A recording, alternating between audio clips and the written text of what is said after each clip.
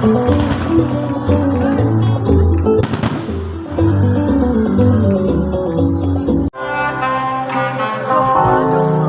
completed her master's degree program in University of Eastern Philippines main campus with a degree Master of Arts in Education, major in Administration and Supervision.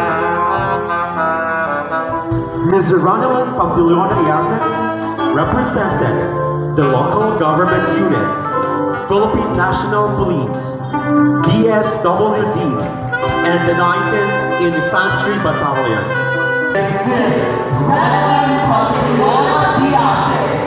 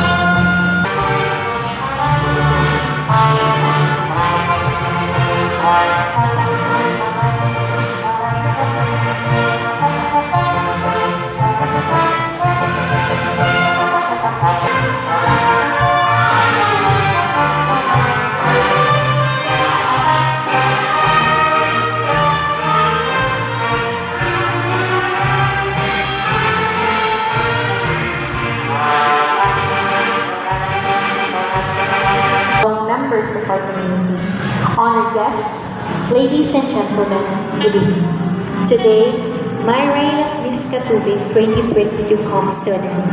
I stand before you with a heart full of gratitude and a spirit overflowing with cherished memories.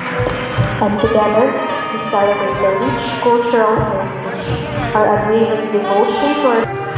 I am also immensely grateful to my family, to my mothers, Maria Maria Maria, to my father, retired Lieutenant Colonel Rexy Panginoon, and to my sister, Dr. Rachel Panginoon.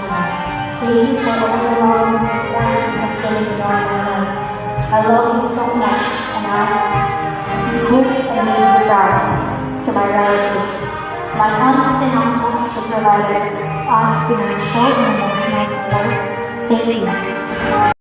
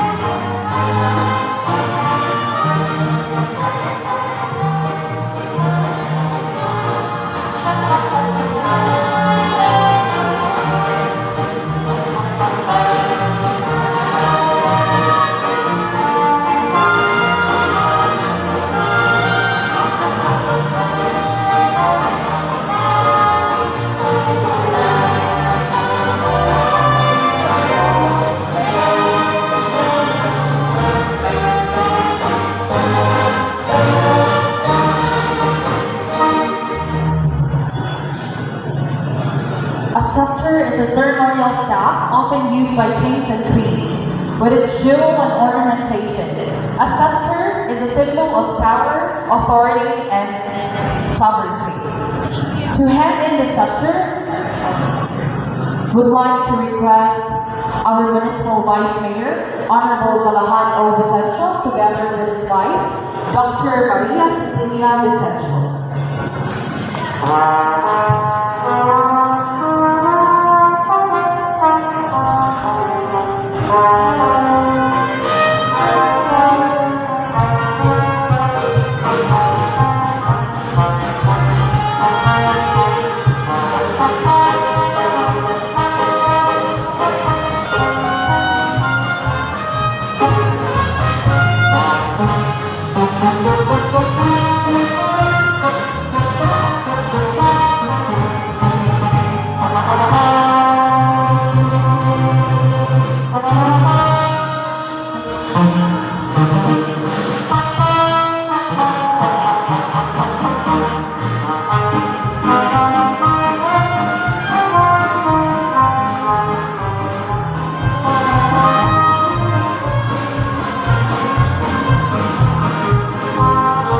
Here you have it, ladies and gentlemen, our Miss Catubig 2023, no other than Miss Ronalyn Pampiliona Diaz.